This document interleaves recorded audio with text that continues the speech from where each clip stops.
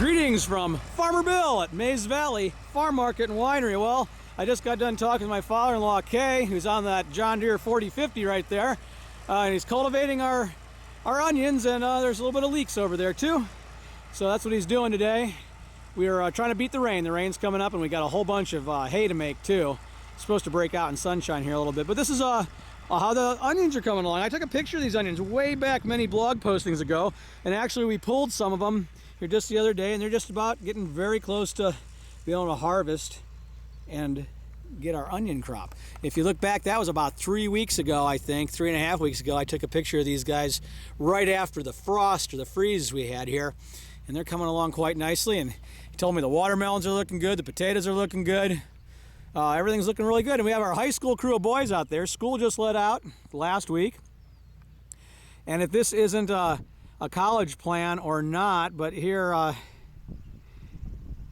these guys are out there working. That's a lot of the kids from up the local Lake High School just to the west of us.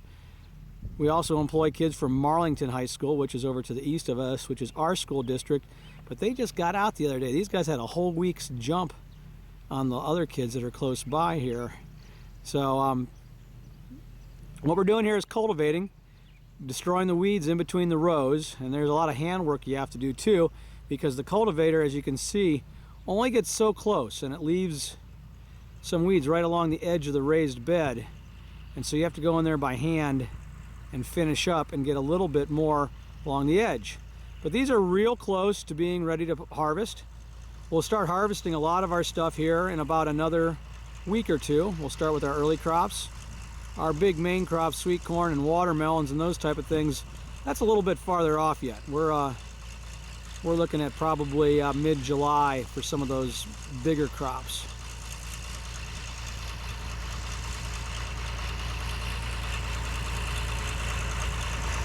Cultivating does a couple of things, though. You don't want to stir the soil any more than you have to, because it brings weed seeds up.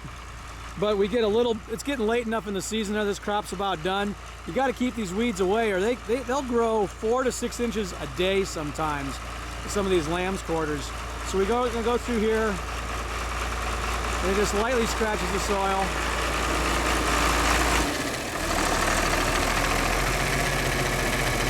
And pulls it up.